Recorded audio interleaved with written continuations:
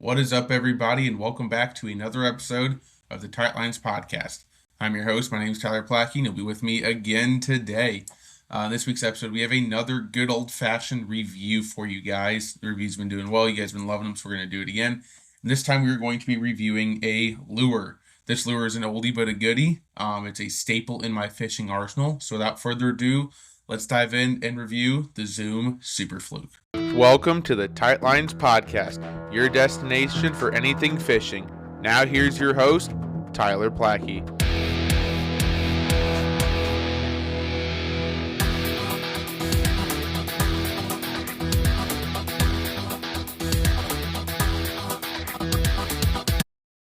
Alrighty, real quick before we get into the review, I figured why not have a little lesson in history. We're going to take a little dive back into the lesson in the history of Zoom. So in 1977, the Zoom Bait Company was founded. Don't ask me by who. Didn't get that far into it. Didn't want to bore you guys too much. But very quickly began making their first soft plastic baits. They made the baits like the original Zoom worm, and the rest was history. Quickly took off, and along with many other early soft plastic worms, you look back and you buy like the Creme brand and just all the old worms kind of really took off in the 70s. And Zoom just went humongous. From there, as they continued to gain their success, they expanded their market. They added things like the trick worms, creature baits, and everything else that they just kind of throw in. They've got monsters, all sorts of great baits. But by the early 2000s, the Zoom Super Fluke was created. And we're going to take a deep dive into the Zoom Super Fluke real quick. Before we go any further, it is really important to understand that this episode only applies to the Zoom Super Fluke. They have a ton of other models. They have the Tiny Fluke, the Normal Fluke, the Super Fluke Junior, the 6-inch, etc., etc. This is the Zoom Super Fluke. Okay, it's a 5.25-inch sized Super Fluke that we all know and love. Nothing else. So, how does Zoom describe it? Here's what it comes straight from the website. The deep belly of the Super Fluke causes it to dart, glide, and knuckle through the water, while its universal baitfish size allows it to tempt both limit-sized bass and the biggest fish on your lake. Rigged weightless, it skitters around the surface like an injured shad, but a belly-weighted hook or some insert weights allow you to employ it as deep as necessary. So, real basic, just kind of describes the action of it and pretty much how you should rig it. There's really not a ton of other information in that. Sorry, kind of stuttered over my words there. So let's get into the specs real quick. These are the specs again straight from Zoom. It is a 5.25-inch bait, as we talked about. It is used as a baitfish imitator. It's got a deep belly feature. It's got a little hook slot in it with a fork tail. It helps it to swoop and glide. It is impregnated with salt and is the original soft plastic darting shad imitator that can't be beaten around grass and laydowns where its tempting fall triggers neutral fish. So those are the exact specifications and wording from Zoom. And so now we're going to get into the actual review of it. So what we're going to do is we're going to talk about the Fluke. We're going to talk prices. We're going to talk colors. We're going to talk, my thoughts on it overall, what I fish it on, positives, negatives, and then how I rig it. And then finally, we're going to go over my final thoughts and if I think you should buy it. So, the Zoom Super Fluke, like many other Zoom baits, comes in a huge variety of colors. I counted it up. It is 49 colors to be exact for the Zoom Super Fluke. At least that was when I counted it last week and was putting the episode together. So, if they've added some colors since then, oops. Baits come in a 10-pack for $6.29, putting you just under 63 cents per worm, or not per worm, per fluke. But you can find different prices depending on where you shop. Some places are a little more pricey. Sometimes you can find them on a deal. You just kind of have to shop around because Zoom is everywhere. They are made here in the United States. Who doesn't love that? A good old, USA made bait. And honestly, if you can't find a color in a Zoom bait you like, that's going to be on you, not them, because they have so many colors. They have anywhere from natural baitfish colors, bass colors and shad color and bluegill imitators, to they've got contrasting colors, and they got super bright and sparkly colors and two-tone plastics. They have literally a little bit of everything. Again, if you can't find it, that's on you if you can't find one that you like. Over the last few years, I've used about 10 or so of these colors that I have found that I've liked. Some of them I haven't ordered because they look too much like a different color, and I just don't have a need to have two separate colors. in my box that look pretty much the same. The other one is I just don't have space for 49 different colors. So, I'm looking at I have my box right here. My Plano box. I've got 15 spots in here. I got a couple open ones, but not all of them are held up by Zoom. I've got, some stuff from, I have some Creme stuff in here. I have some, the stuff at the Crush City from Rapala. I have some Sixth Sense. I have all sorts of fun stuff in here. So I don't fish solely Zoom baits, which is also important to note that this is no way biased. This is just what I think of this after fishing a ton of other baits as well. So here are the two reasons why I really like to use the Zoom bait. One, its availability. Or sorry, let me restart on that. Here are the 10 reasons why the two reasons why I use those 10 colors. Sorry, I'm stumbling over my words. I have not recorded a podcast about it, so we're working on it here. But one, availability. It's hard to find all these colors around me without ordering online. Don't always want to pay shipping. Obviously, shipping is expensive. So typically, if I can just, get the colors that I want and need, and those are the ones that are nearby, that's just what I get. I don't need all these. And number two is necessity. Again, I found the colors that kind of work for me. There's other colors out there, but sometimes they don't work. They're not what you need. They're just they catch fishermen more than fish. So we've talked kind of about the basics of this bait so far. Let's kind of talk what I throw it on. So I throw it on nothing special. My all-around spinning combo. I don't have some special setup for this. It's my 7-foot medium light rod. It's fast. It's the MK702 SF from Dobbins. It's a 7-foot medium light fast spinning rod, and I've got a 2500 Shimano Mirabelle HG, which is in like the 6-to-1 range gear ratio, and I got 10-pound mono on, and that's really all I need. It's super simple. I fish like a jerkbait, nothing crazy. Don't need anything specific, just a normal rod that I carry with me everywhere I go, and just honestly just go fish with the same thing I always fish with. So why do I like this setup? Again, 7 foot's pretty standard size. It's easy for me with my height to fish with the tip down, which is how I like to fish. This rod it's got enough that it can throw, a little bit heavier when I put a little bit of a weighted bait on it. But I can also throw light and go unweighted and not have any problem with casting distance. Very controllable. Just overall a really good rod. I like the medium light fast because of the sensitivity.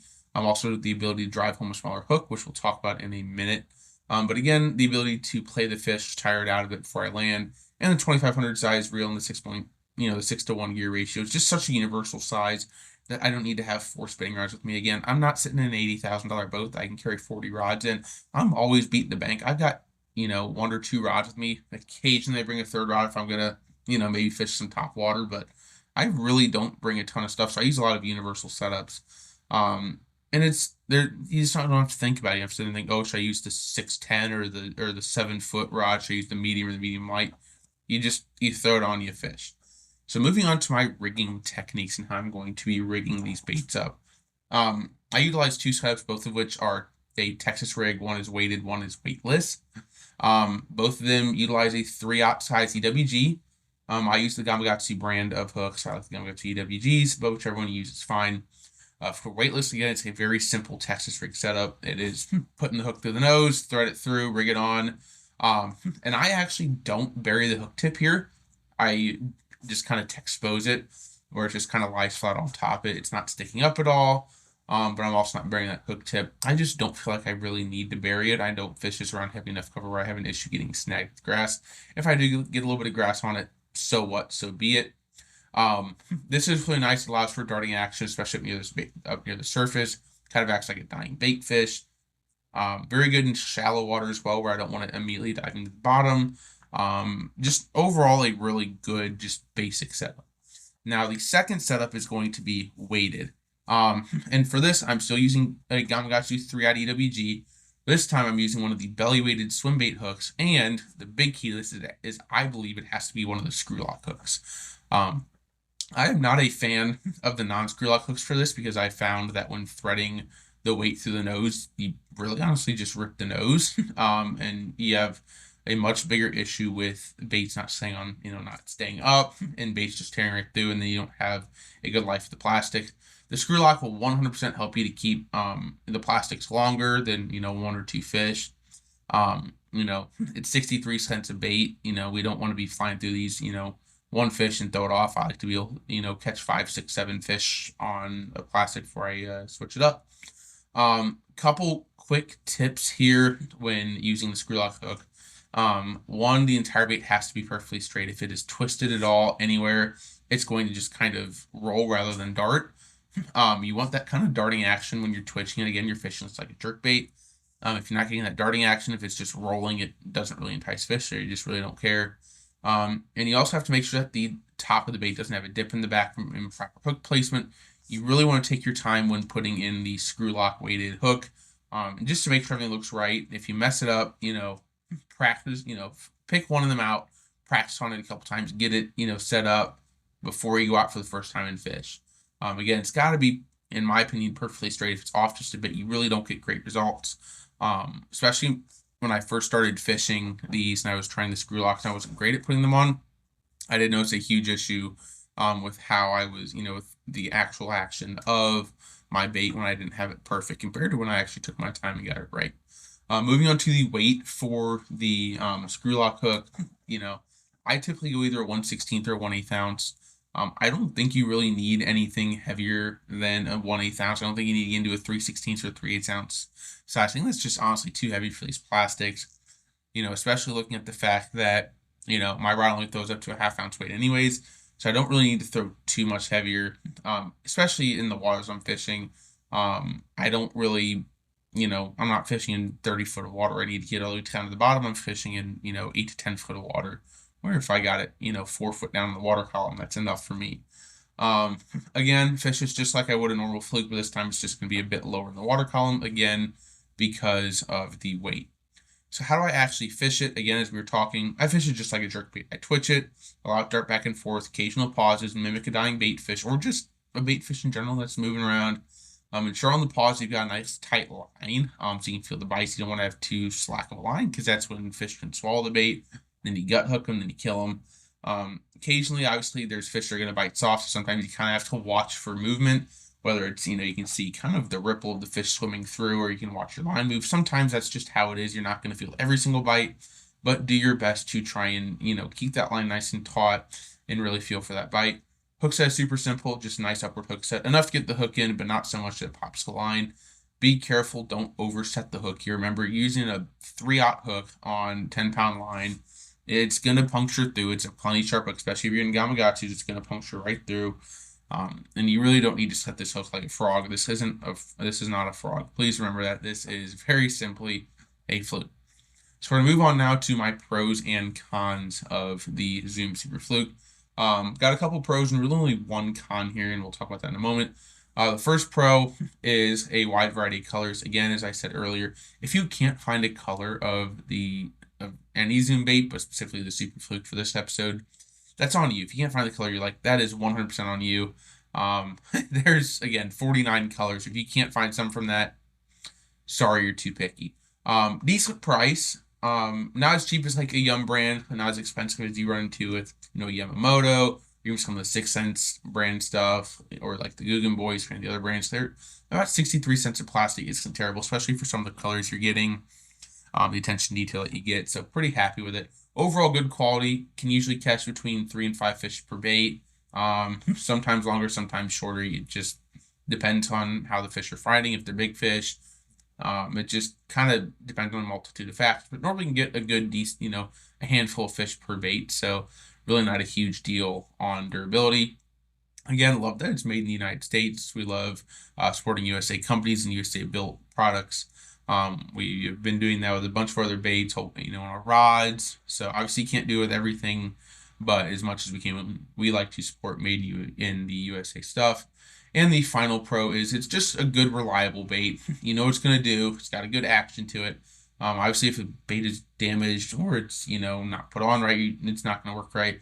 But if it's a good condition bait that is rigged up correctly, you know what it's going to do. It's going to work. If it's going to buy this is a tried and true, very proven bait that has just had a super long history of working well. Now moving on to the cons, or in this case, the con. I really only have one con for the Zoom Super Fluke. And honestly, it's just that it doesn't come in a clamshell packaging. This was just me getting picky trying to find a con to this bait. I'm a big fan of the clamshell packaging, mostly because, every once in a while you get, a package that shows up and one of the baits has a tail crimped and you can't fish in. So you're just wasting, your money on that. Now you got to pack a 9. A little frustrating every once in a while, but it doesn't happen enough. That's a huge deal. I really do like when we've got the nice clamshell packaging. So my final thoughts. This is honestly an excellent bait. Who doesn't love a great fluke bait or great jerk bait style bait? It catches fish. It's been a staple for years and will continue to be. Good quality plastic. I'm actually going to open the box here that you guys can hear. Pulling out, we're going to feel it. I mean, it's, we're sitting here and we're squishing it. It's got a nice little bit of squish to it. It's got a nice little bit of stretch, got a good little bit of scent to it. Just a really nice overall profile. It's not too big, it's not too small. Just a really simple bait. It's nothing fancy because it doesn't have to be. It's caught fish for years.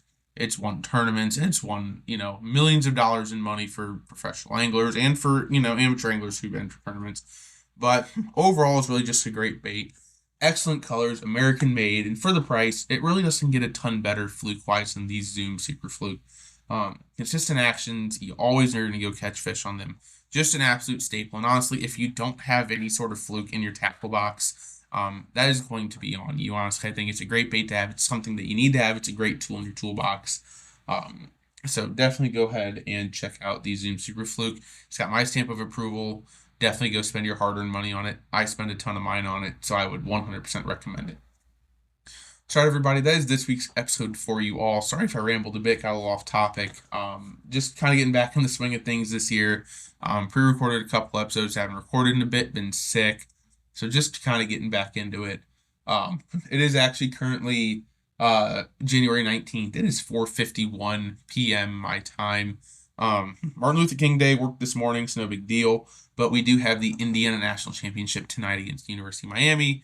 So I'm sitting here in my Indiana apparel, super pumped and ready to watch this game tonight. Obviously, by the time you guys hear this, we will know the results. But at this point in time, I don't know it yet. So you can bet I'll be a nervous wreck this evening watching this game. Really hoping our boys can pull one off because this would be such a great way to end an awesome year. So thank you guys so much for watching, or in this case, listening. And I hope you guys have enjoyed the episode. And if you have, please be sure to drop a positive review for us on whatever podcast platform you tune in with. It really does help the show when you drop, a 5-star review or a written review, or you share it with your friends. We're currently on Apple Podcasts, Spotify, iHeart, YouTube, and Amazon. So please be sure to drop us a subscription or a follow on those as well if you are able to. It's free, doesn't cost you a dime, and again, continues to help the show to grow. You can also check me out on Instagram, YouTube, and TikTok. All 3 of them are Tyler Plackey Fishing. Pretty easy to find. You'll see the same logo for all 3 of them, and there you can kind of keep up with me, see what I've been doing, DM me suggestions for the show, ask questions for the tackle box, or just chat with me. If you follow my Instagram, you'll see a ton of stuff that happens way before you ever hear about it on my YouTube or my TikTok or my podcast. And that's kind of where I keep stuff going pretty early. So if you really want to see what I'm going on, minute by minute, and not literally minute by minute, I'm not always on there, but if you want to see what's up with me or you just want to chat, definitely message me on there. So thank you guys so much for watching and supporting the show. I really do appreciate you guys spending your time here with me on the Tightlands podcast. This show is growing. We're into our 2nd calendar year and moving towards our 52nd episode, which would mark the 1-year mark. We're getting close with that. Had some really cool episodes so far, and I have some awesome ideas coming ahead. And your guys' support has been huge for me. It's the whole reason I continue to do the show. It takes a ton of time to put together, think of ideas, but the positive comments and you guys hopefully learning something from these episodes or getting something of value from these episodes is really what keeps me going. So again, thank you guys so much for listening and tuning in. And until next time, tight lines, y'all.